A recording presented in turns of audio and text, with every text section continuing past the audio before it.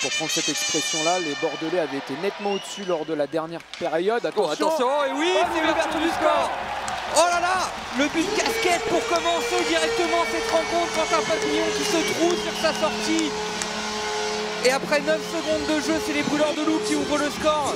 Et c'est Alexandre Mallet qui a été malin, qui a anticipé l'éventuelle erreur de Quentin Papillon sur ce palais anodin.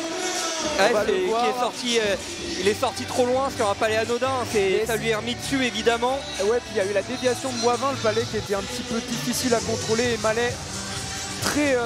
Minute de pénalité pour les Bordelais. Il y a une crosse qui a volé et la pénalité. Et ça fait 2 buts à 0 après moins d'une minute de jeu. Les Brûleurs de Loups qui font le break. C'est ce que j'allais dire, le meilleur powerplay de la Ligue Magnus contre la meilleure infériorité numérique. Et l'avantage pour le meilleur powerplay, les Brûleurs de Loups qui font le break et le match qui commence très difficilement pour Quentin Papillon et ses coéquipiers. Oui, à peine une minute de jeu. Alors, ouais, une minute de jeu déjà 2-0. Et ce premier lancer dévié, il me semble, par l'attaquant grenoblois Mallet encore, qui s'offre un doublé ce soir. Il l'a dévié, oui, effectivement. Spinozzi et l'entrée en zone rapide des Brûleurs de Loups. Donc c'est bien joué. Oh, et ça fait but. Ça fait 3 buts à 0 après moins de 5 minutes de jeu. Les Grenoblois qui s'envolent dans ce début de rencontre sur un nouveau palais mis à la cage. Ouais. Palais qui finit entre les jambes de Quentin Papillon. Et c'est Tadel Koudry qui inscrit le 3e but des Brûleurs de Loups après moins de 5 minutes de jeu sur cette magnifique sortie de palais et l'entrée en zone offensive. Magnifique avec Trey qui donne. Il est un peu court. Hein. Entre les jambes, le déplacement de là-dessus on voit c'est Enzo Cari qui est pas qui repasse à la bleue sur Beauchemin qui décale sur Southorn. Et ça fait but. Mais ça fait 4 buts à 0. Il me semble qu'il est marqué du patin, va falloir vérifier. On va attendre le ralenti. On voit aussi Quentin Papillon au sol. Il y a Papillon au sol, va falloir qui fait un signe. Alors on va attendre de voir tout ça.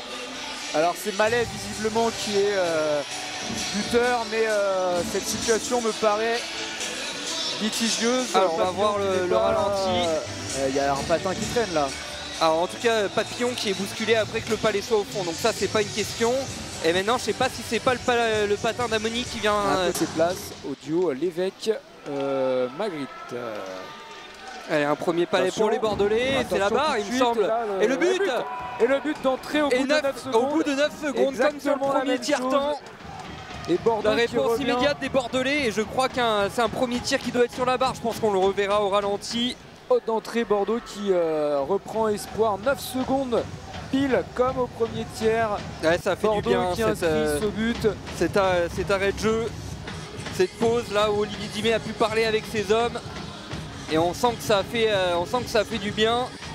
On va voir, ouais, c'est le poteau, c'est ça. Ouais, c'est ça, et ensuite le rebond. Et ça a été bien suivi, donc déjà de grosses occasions pour les Bordelais. Et ce but. Et c'est Koudry qui est là, ouais, poteau rentrant après.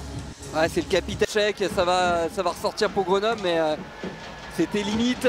Les Bordelais qui étaient en place, Boivin dans l'axe, ça a passé juste à côté. Il n'était pas loin.